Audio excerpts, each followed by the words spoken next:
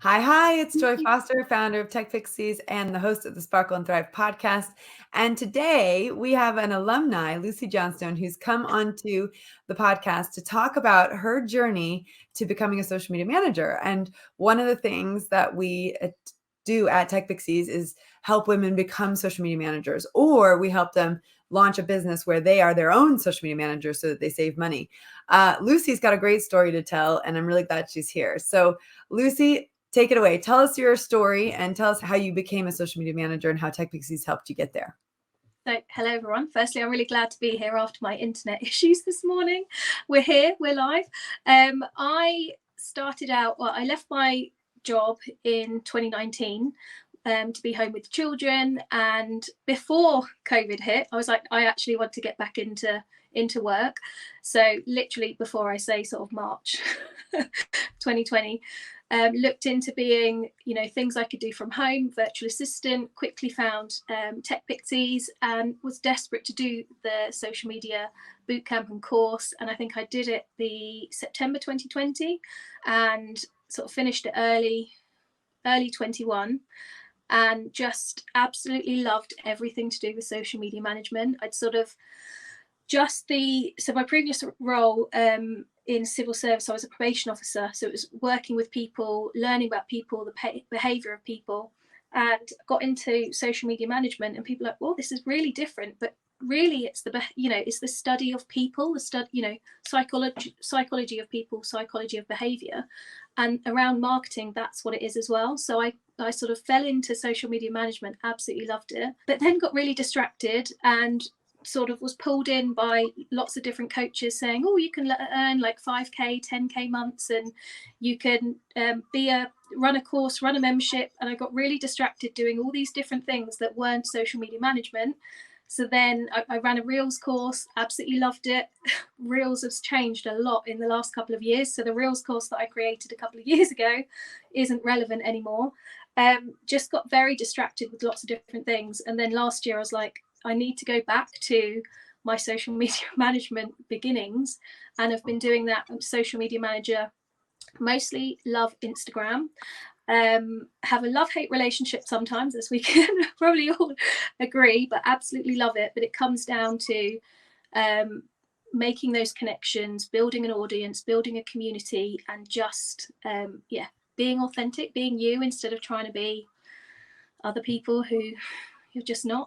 So yeah, you won't see me dancing on Reels. I'm very much this is me, can't be bothered to do all the silly dancing and stuff because it's not me, so you'll see through it. Whereas if that is you, great, but if it's not, then you don't have to do that. So yeah, that's a sort of snapshot. I love that. And one of the really important things, one of the reasons I wanted to bring you on is because we tell people that they can earn between 1,000 and 3,000 a month as a social media manager. And sometimes people aren't earning anywhere near that when they join because they're doing other things or they're not working at all. And we encourage people to put down a number. Here's what I'd love to be earning. Now, you put down a number back in 2019 as to what you wanted to be earning, and you're there now. You're making money that you were anticipating making, and it's put you in a good place financially. Yeah, definitely. When I was getting distracted with all the things, I wasn't there, and I was just being confused and frustrated that I wasn't there. But actually sitting down and doing the work and focusing on getting the work done, and bringing in the clients that way instead of trying to build courses that I just wasn't ready for, then this is what I'm doing. I absolutely love doing it. So yeah, it's sort of frustrating when you look back and you're like, oh, I did waste some time. I had very young children at the time as well, so my very limited resources, very limited time, I'm a bit frustrated where I put my energy.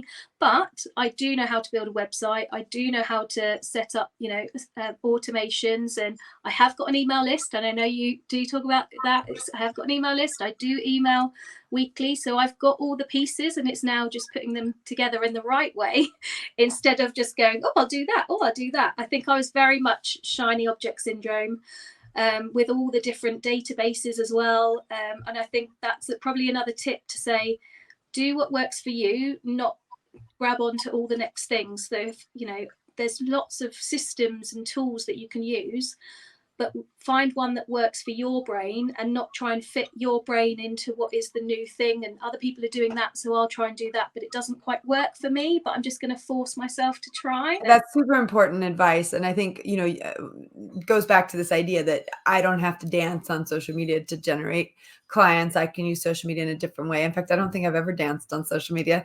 And it's great. I love watching people who can. It's just not my thing. And I agree with that but what I also love is, what you describe is really the discovery phase. It's where you're trying out different things to figure out what it is that you would love to do. And then you came back to actually the thing that you originally signed up for, which was to become a social media manager. And I always say to people, even if they want to build a business, they can bring in immediate income being a social media manager in the meantime while they're building their business, or as they're thinking about building their business, there is the ability to actually make money as a social media manager. Now, not only are you making the money that you wanted to be making, but you were invited recently to be a speaker in Morocco. Is that right? Yes. Yes. Tell us about that. These things, it always comes back to something you said, Joy, which was around putting your brave pants on and just going for it. I was at a networking event last year, and somebody was saying that she's putting on a retreat, and I was like, oh, I'll be a speaker. Because I was just like, I'll do it. Social media, absolutely love it if that's what you need. She came back to me a few months later and was like, would you mind coming on this retreat and being our social media speaker? And I I was shocked, and I was like, yep, I'm going to do it. Terrified, but I'll give it a go. And I'd agreed to it, and then you sort of build, right, what do I need? You work out what you need, and went on the retreat in January and hosted and was a speaker at the event, and was also supporting the women with their social media outside of the talking, and it was just brilliant. But I think if I hadn't have said, when I was scared, I'll do it, I'll give it a go, it would have never happened, because she would never have thought of me.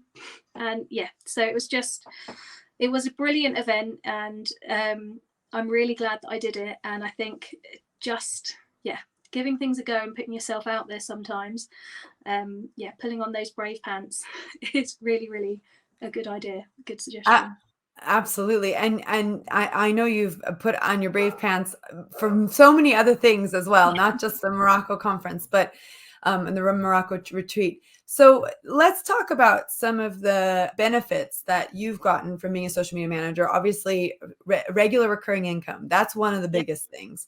So how many clients do you have, and what niche are you in, and how did you find that niche, and how did you get to a place where you've got that regular recurring income? Okay, great questions. Lots of questions there. I love it. So I've got about 8 clients at the moment, but I'm getting people coming to me all the time now. So I'm probably having 1 or 2 discovery calls every other week. Whereas beginning of last year, I was like, discovery calls, terrifying, no, and money, terrifying, no. So it's been a self-development journey, as well as a business journey with money mindset, pricing, all those things. So the people that I work with are women entrepreneurs, because I think when I started my business, 2 young children at home, trying to build a business within school hours that fit around the children, for the person that is the primary caregiver. My husband's a train driver, so his shifts are all over the place. I am the one that's at home, so trying to build a business for us that works for our family. I wanted to help other women to do the same. So I work with female coaches, online service providers. But I didn't immediately wake up one day and go, that's who I want to work with. Here's my list of clients. It was a try working with lots of different people, lots of different businesses, see what works. I predominantly work with service-based as opposed to product-based. But when you're starting out, it's trying out, working with lots of different people, seeing what things you like. And when you work with the same sort of people, you get to know the things that they need, what they're wanting, who they're working with. So you can really zone in on that. Whereas, at the beginning, you don't wake up and know, but you have to start, and you have to start somewhere, and you have to try. And if you're literally sitting there pressing all the buttons on your phone, trying to work out what everything is, that's fine. And that's what I sort of speak to my clients about and speak on social media. I do lots of, trying to small snippets of things, to make it less daunting. Because I think if you avoid it, like I did with money for a long time, then you're never actually going to get anywhere. Whereas if you start going, oh, actually, this isn't as scary, this isn't as bad, let's open up the app. I think on the live as well, pressing all the buttons on the live and seeing, you know, all the different things you can do, it just takes a bit of the stress away. And how long did I get those clients? For a few years, having 1 or 2 clients.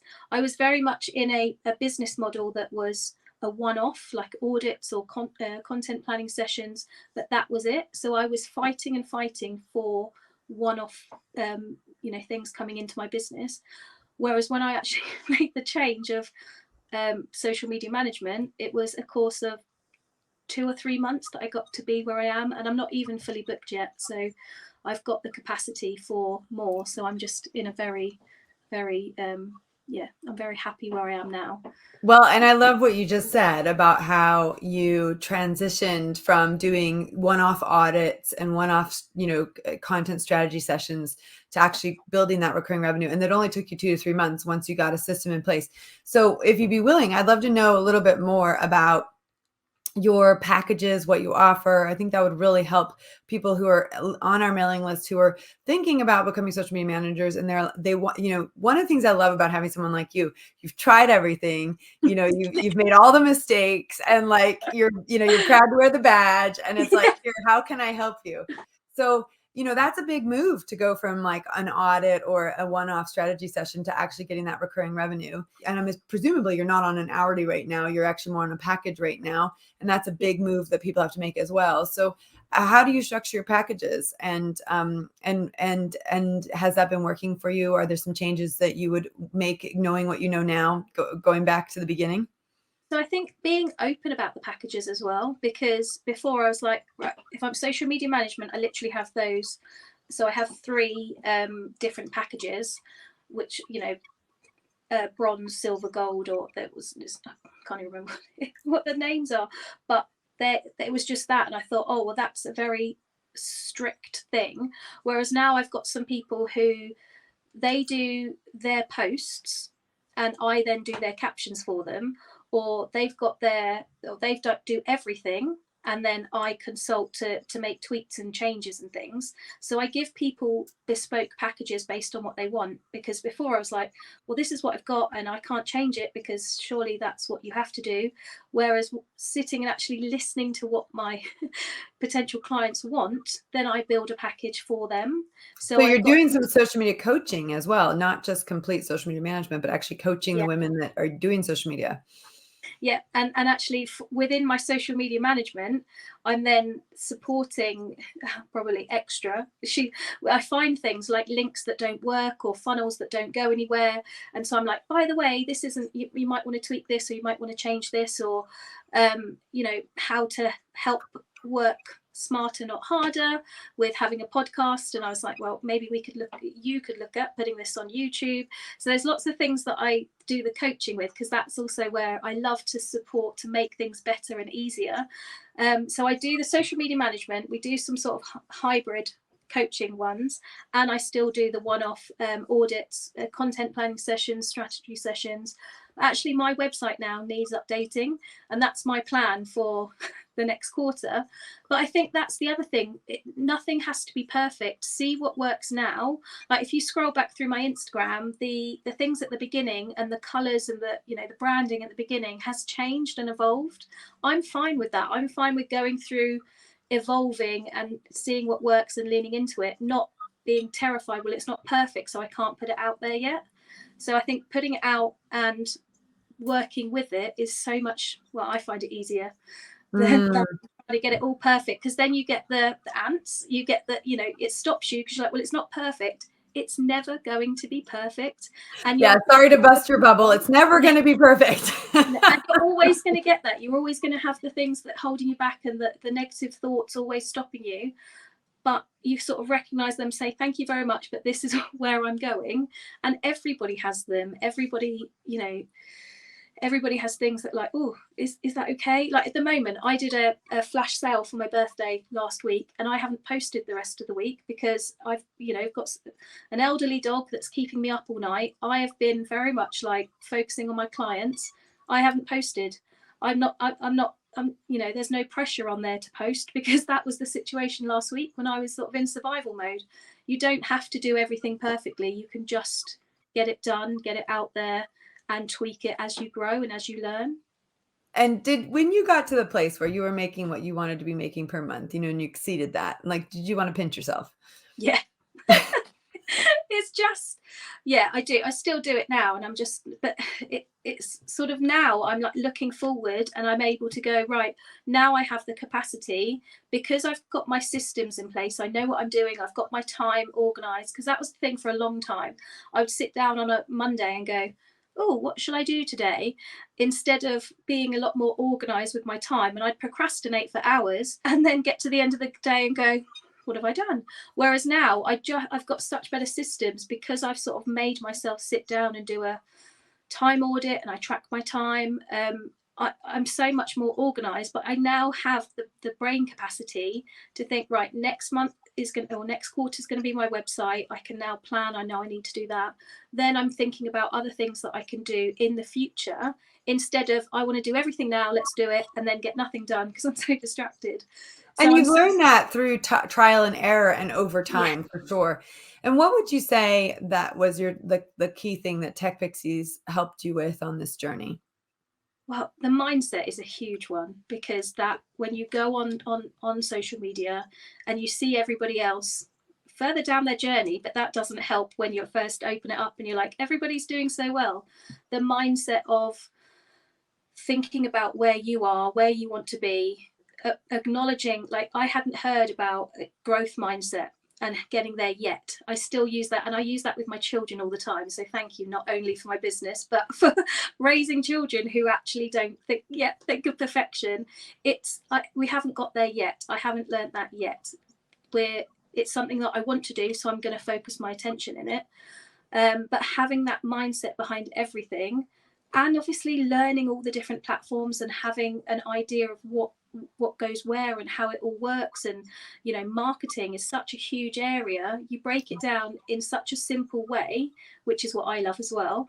And it's doable. You take that overwhelm away, and you're then able to work through week by week in the different areas. So mindset has probably been the hardest and biggest thing to get through, but also the biggest learning from TechPixies. So thank you.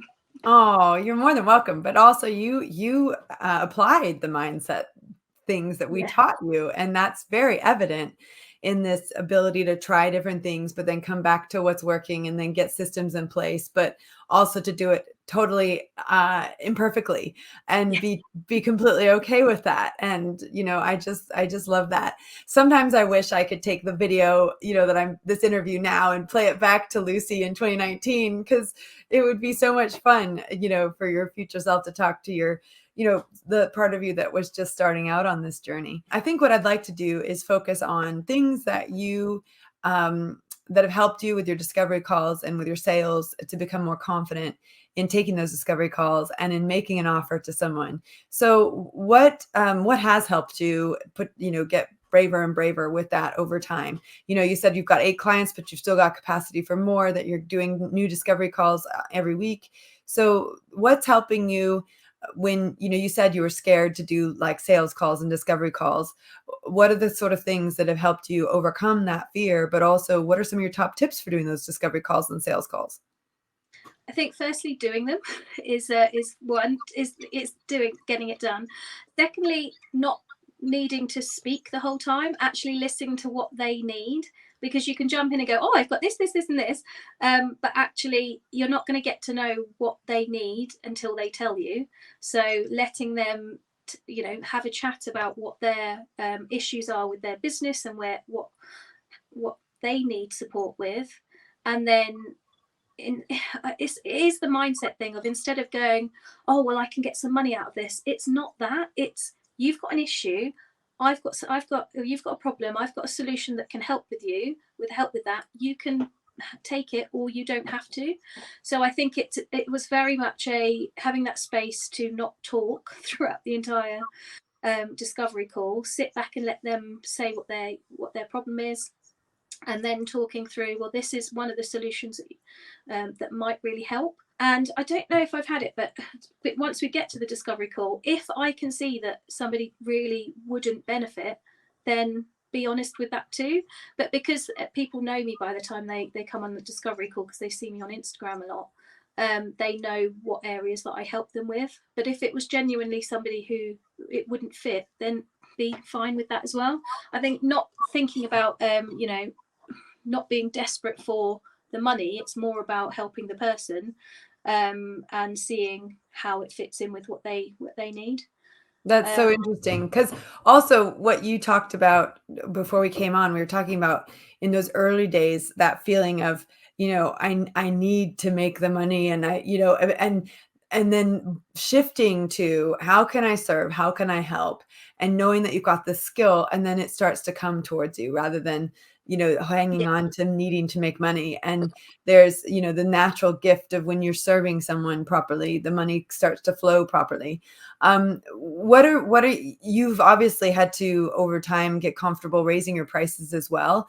How have you been able to do that? It's like, what are some of the tips that you can give people for, when it's time to raise their prices, and how you've done it?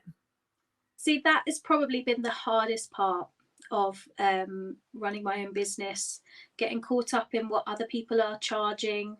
I think sitting down and working out that it's not just 1 hour. For example, if you're having a call, it's not just that 1 hour.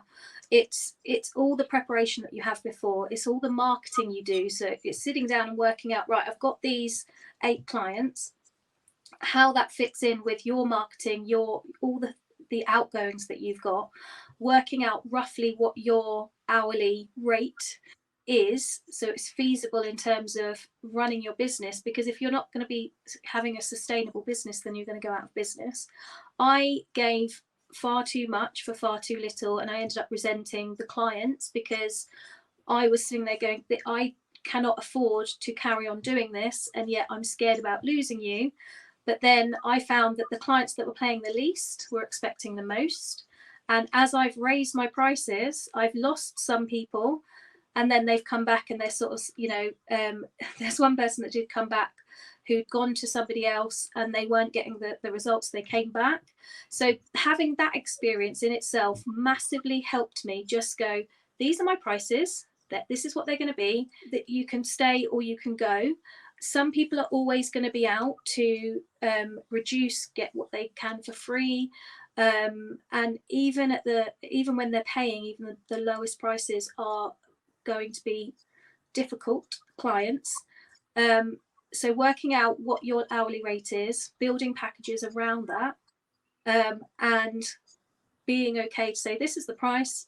I mean, I'm saying that, but I still find it hard. So there's still work. So it's not like you're ever going to get to a point where, yeah, I'm fine with this. It's still a process that I'm going through. But I know I've gone through such a long process in terms of money that it's getting slightly easier. But I think every time you get to that next stage, there's still that stickiness that you're like, oh, yeah, I just need to work through this. Let's go back to how am I feeling? I feel it here. So I need to sort of help myself get through that.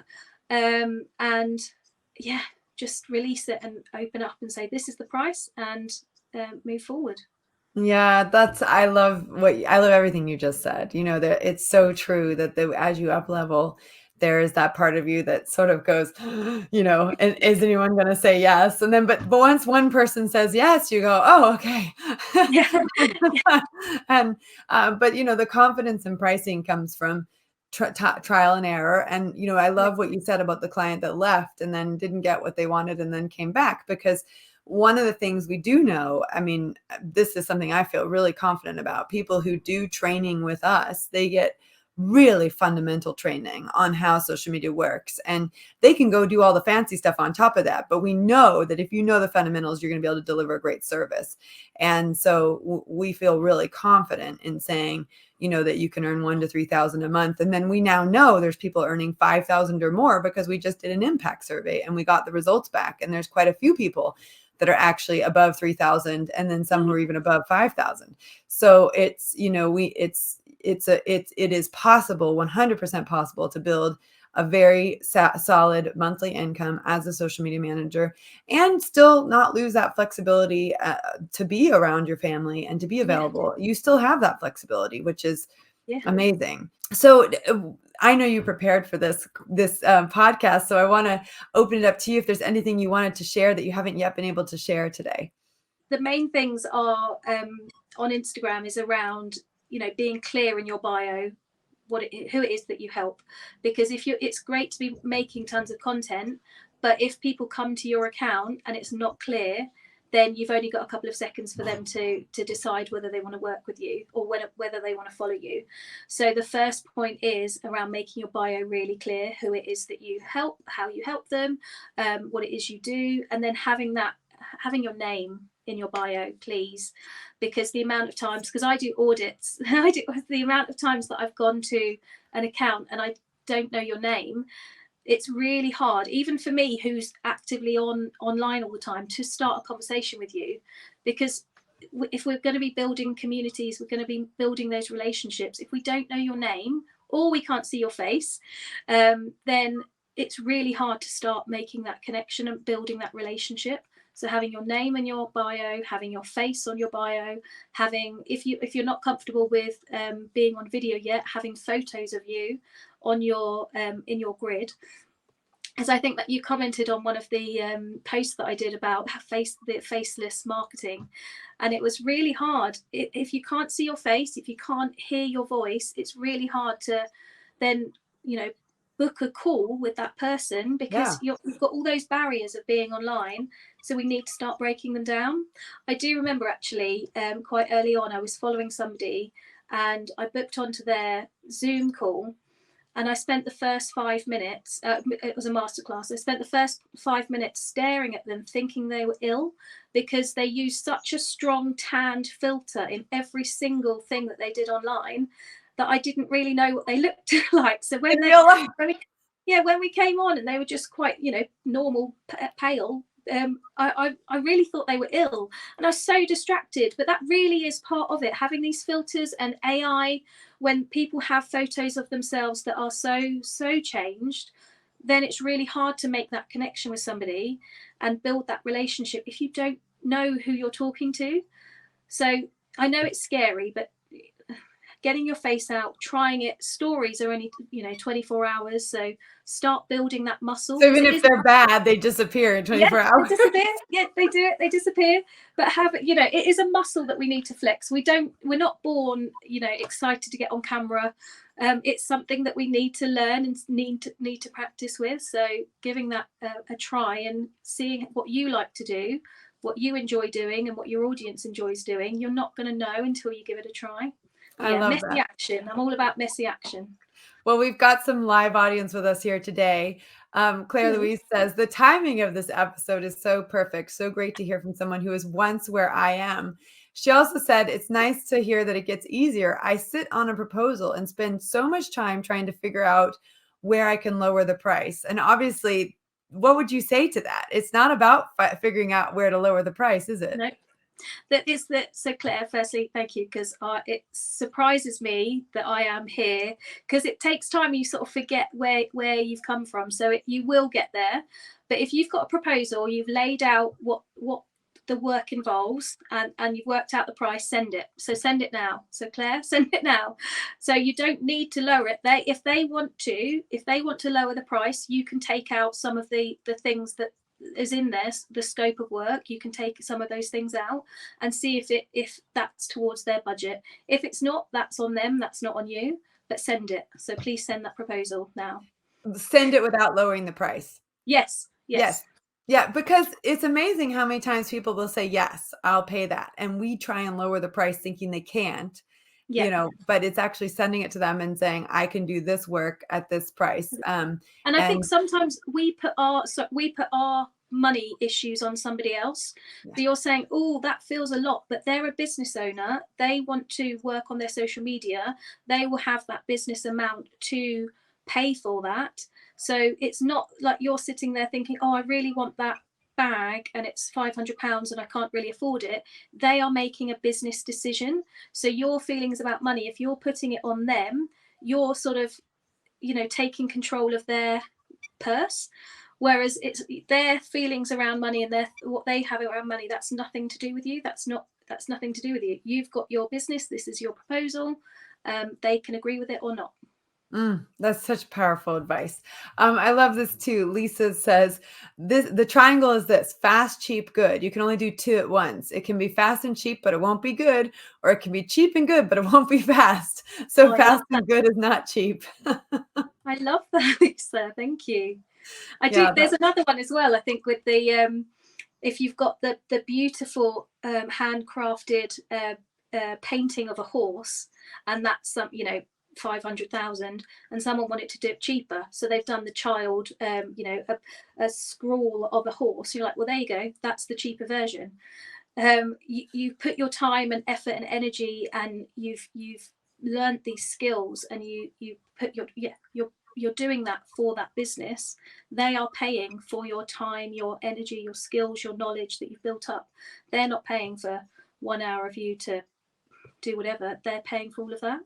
Yeah, and sales are a numbers game. I mean, really, and that goes back to that very first thing that you said about you just got to make the offer. You just got to put the proposal out there, because if you put enough proposals out there, you are going to get someone who says yes. And if you're not putting out the proposals, if you're not doing the discovery calls, you're not going to have the business. So, being willing to take those calls, being willing to get on those calls, being willing to fail at those calls is actually what's going to help you to succeed with them. Definitely taking the emotion out of the sales. Like you said, one of the things I did last year, actually, I worked for a short time with a big company doing some of their sales emails, and I literally was sending out like 10, 20, I don't even 100 emails a day for a short time last year. And I was just like, this is brilliant, because this is helping me, because there were so many no's that came back. And I was like, oh, so it's not like a crushing feeling of I'm terrible. It's here's the offer, yes or no. It just took that emotion away for me. I mean, the emotion's still there to an extent, but the emotion of, it's on me. They're going to hate me. I'm a terrible person. I'm useless. I'm rubbish. It's not that. It's this is a service. Take it, yes or no. It's taking the emotions away from the answer. And the more people you put it in front of, the more chances of a yes you're going to get. And that also increases your no's, but it just means you're in the game when you get a no. If you're not in the game, you're not going to get a no or a yes.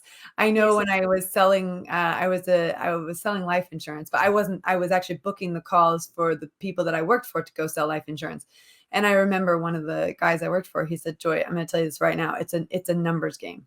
If you call 100 people, 10 people will answer the phone and 4 will book an appointment. That's all I need you to do every day. And I'll be fully booked and I'll have the best year I've ever had. And that's exactly what he did. He knew it was a numbers game. And he said, do not get deflated by the no's. 6 out of the 10 people you speak to are going to say no.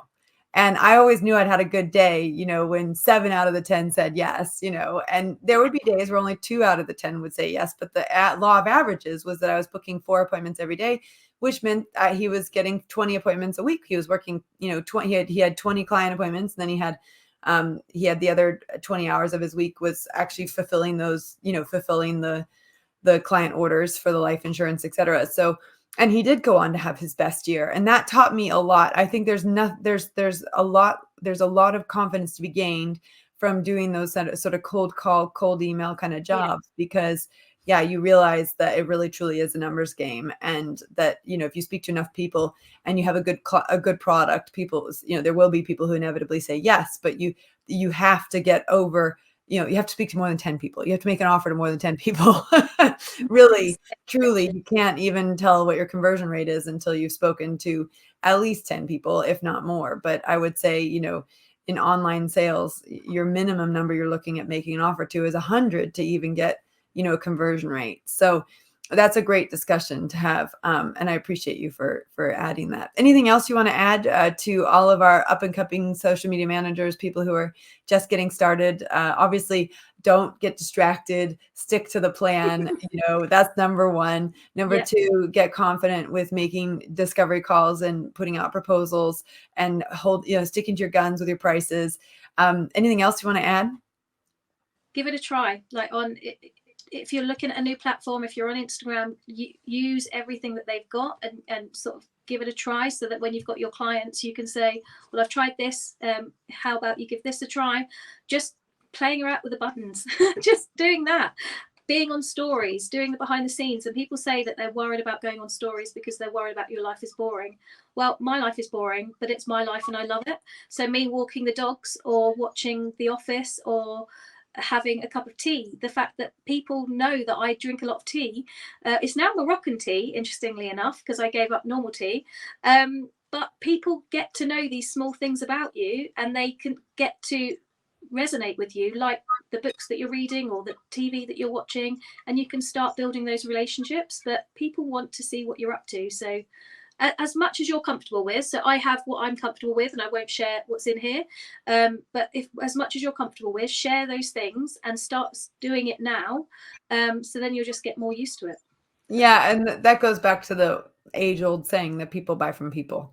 Yeah, I love that. And that's, like you said, by the time people are on a discovery call with you, they already know that you drink Moroccan tea, and they already know that you walk your dogs, and they already know what you're about. And that takes a lot of the pressure away from making those sales. So Claire Louise says, thank you so much, Lucy. Lots of great insights and advice. I agree. Lucy, where can people find you if they're interested in talking to you about using your services, or if they just want to learn from you? Mostly Instagram. So Lucy Johnstone Social is where I'm at over there. So yeah, feel free to come and ask me any questions as well. I'm not somebody that's like, no, I'm not going to help you. If you have a question, feel free to ask, because I hate that when you're doing it yourself and you're there and you just have that thing that you're just stuck with one thing. If I can help you do that, then I'm more than happy to. So yeah, over on Instagram. I love it. All right. Awesome. Thank you so much. I'm so grateful that you came on today to share all of your wise wisdom and experience. Thank you very much, Joy. This does feel like a bit of a full circle moment after being terrified of, seeing you all over a few years ago, and being actually on the podcast with you feels a bit full circle. So thank you. I love full circle moments. All right. Oh, that was so wonderful. I absolutely loved catching up with Lucy. I've been watching her for years on Instagram, and she's got a wonderful attitude and energy that she brings to it. And clearly she's been able to build a life that she loves as a social media manager as a result of doing TechPixies and really getting really clear on what it is that she wanted to do after trying lots of different things. So I want to say thank you to Lucy for coming on today and sharing her story. And of course, if you want to become a social media manager and you want to start your learning with TechPixies, please email us at support@techpixies.com. You can also find out more at techpixies.com/yes. We'd love to support you on that journey. For now, I just want to say thanks for listening. Thanks for your comments and your wonderful ratings. We are very, very, very close to 500 five-star ratings. I checked it the other day. It was 489 five-star ratings. So we'd love your review on the podcast. And we continue to hit our goals in terms of over 100,000 downloads and over 500 subscribers on YouTube. And that's really down to you. So I just want to say a heartfelt thanks from me to you for listening to this podcast, for engaging with TechPixies. And I hope that we can serve you in helping you build your dreams like we helped Lucy build hers. Bye for now.